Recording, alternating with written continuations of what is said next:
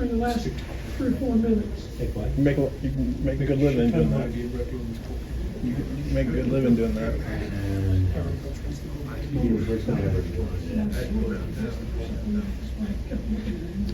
If he continue to be good, it's going to be there. I don't think he needs to go to some sub. That's true. Hey, we put fun going out of this. Thanks, good. All right, guys, we'll get started with Coach Henry here. You guys doing? What can you say about Gabe Atkins' performance and how that impacted the game? Yeah, well, Gabe Axe had obviously a phenomenal game. You know, that was our expectation of Gabe. You know, he just went out there and did what he was capable of doing. You know, he showed signs of that throughout early in the season, and it was just an opportunity for him to capitalize on everything that he's throughout his career. You know, we've always been kind of expecting those games from him, and to see him have it against the opponent we played was pretty special. It was quite a response, Aaron. So what stood out to you about what was the matchup? I know it was different than what we faced before. But what stood out to you about the execution? In the words of Kirk Cousins, right? You like that? No, but in all seriousness, you know, like I told you guys that last week, I put all that blame on myself. You know, and I could have did a better job in preparing our young men the right way in terms of the second half, you know, and I could have made some adjustments a little better, and I thought that we did that as a staff. I thought that I did that as a coach, obviously, and I thought that they responded extremely well. And so it was a great opportunity for this university, a great opportunity for our young men just to see how they responded. And I just think, you know, like when you come to a place like this, I know there isn't a lot of expectation to go out there and then do some of the things we've done thus far, but we want that to become the standard. We want that to become like how we're trying to build this place and how we're trying to do things. Which brings me to my next point, right? Like, Michigan was awesome. Playing Michigan, anytime you play Michigan, it's absolutely incredible. You know, and it was a great opportunity for our coaching staff, for our players. Obviously, you guys know what that victory meant to coach. You know, I've been fortunate enough because I've been able to. I sat in those same seats. You know, as a player, hearing him tell that story. You know, and so that game always had a little something around it. You know, in that regard, and so just really excited for him and his university. But more importantly, like we got a huge test in front of us, right? Like a massive test in the Oregon Ducks, and they are talented everywhere on the field, right? Like I wish, you know, a lot of times you can pinpoint and go into a game, you know, where you think you can take advantage of them here or there, and I mean, this team is well balanced. They run the ball at a high clip, they throw it at a high clip. The quarterback, Dylan Gabriel, he does a tremendous job in managing that offense, and you know, he is. I'm sure he's probably being talked about in regards to the Heisman for a reason. Like, he's put up some ridiculous numbers against some really good opponents, and you know, I think it's going to be a great opportunity for our players, for our staff, for this university. But it's not so often that you get the chance to play the #1 team in the country on the road, you know, and so we're really looking forward to that here at the University of Illinois. Does Dylan Gabriel have the most complete skill set of any quarterback he faced this year so far? What are some challenges in slowing him down? I think part of the challenge is the guys he's throwing to. You know, the guys he's throwing to, I mean, any one of those guys can beat you, right?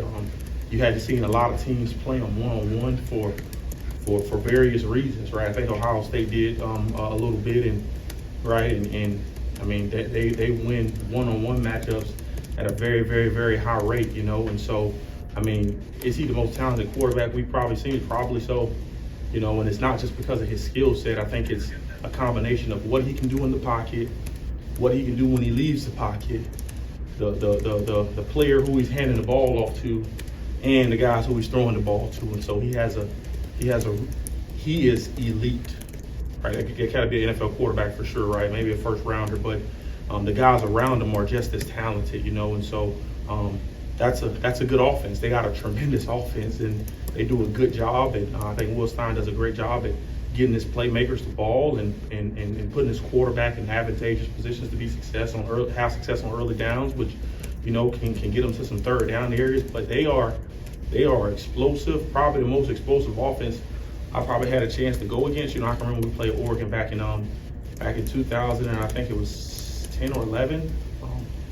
when I was at Wisconsin with Coach, and they were explosive then, and they're probably just as, or probably more explosive now, you know. So a lot of things hadn't changed in regards to them being explosive. You talked last week about kind of remembering to do what got you guys to this point, and Dylan kind of indicated as well, like just simplify things last week. Like, what's the process for you guys to just kind of dial it back and go back to some of those simple basics? Yeah, I think part of it is right, like, you know, when you talk about simplicity, I think, and I told you guys this, right, coming off the bye week, I think sometimes you can overthink things, and you can, I guess try to use your coaching mechanics and your coaching degree to kind of hopefully put your players in advantageous positions to be successful, but that's not true.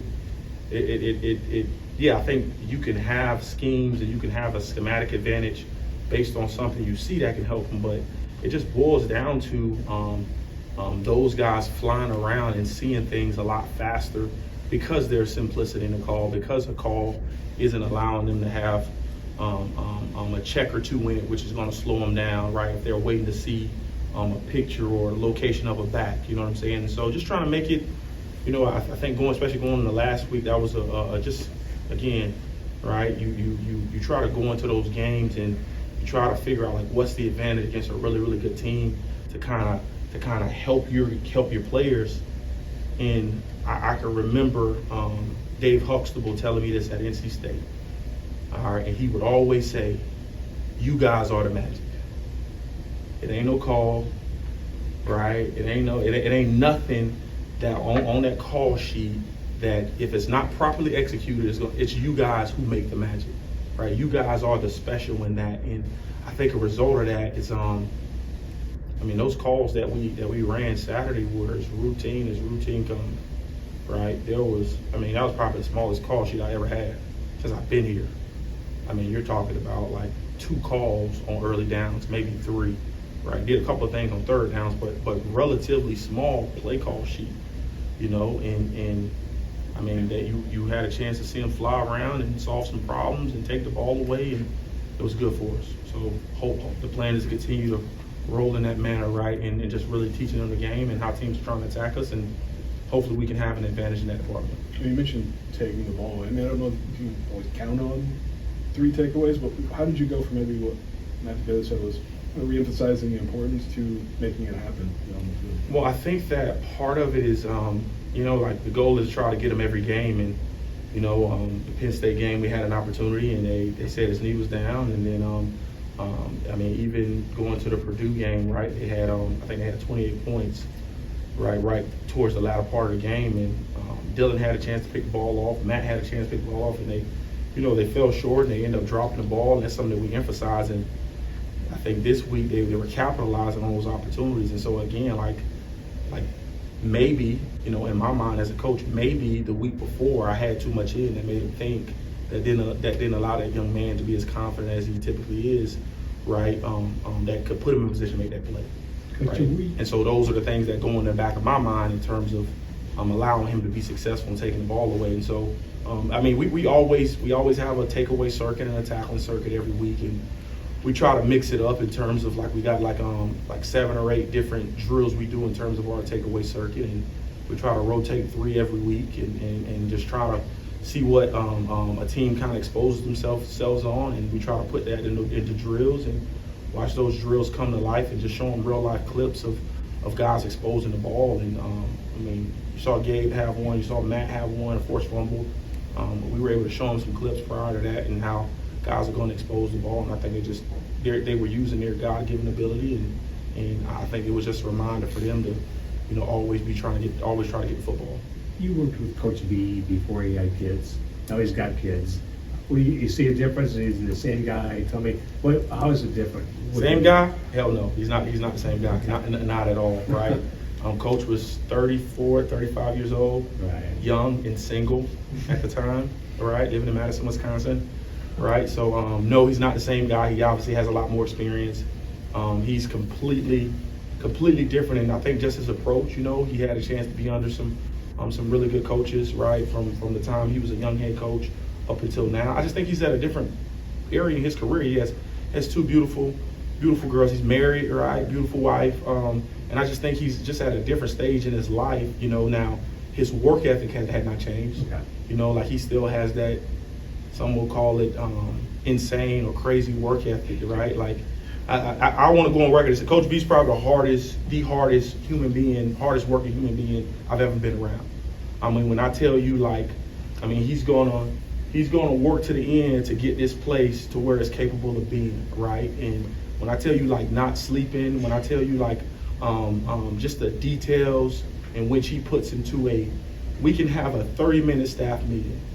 It's never 30 minutes, it's always much longer than that. But we can have a 30-minute staff meeting, and he has these sheets called yellow sheets. There are details from an academic approach in regards to our players, to nutrition, to we got to make sure that the offensive side of the ball talks to the defensive side, or this specific player on defense. The defensive side of the ball talks to this specific player. Like, he's so detailed in that manner, and I think that's what makes him a special coach, because what the untrained eye typically has a tendency to not focus on, like, he really hones in on it.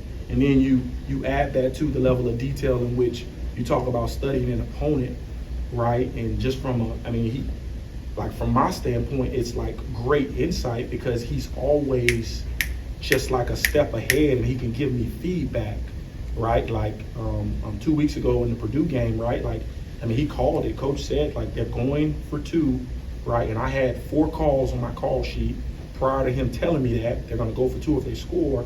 Well, as soon as he said that, before they scored, I narrowed those calls down from 4 to 2, right? And then I really honed in. As soon as it happened, I knew exactly which call I wanted to go to, as opposed to trying to choose from those 4 calls in that situation.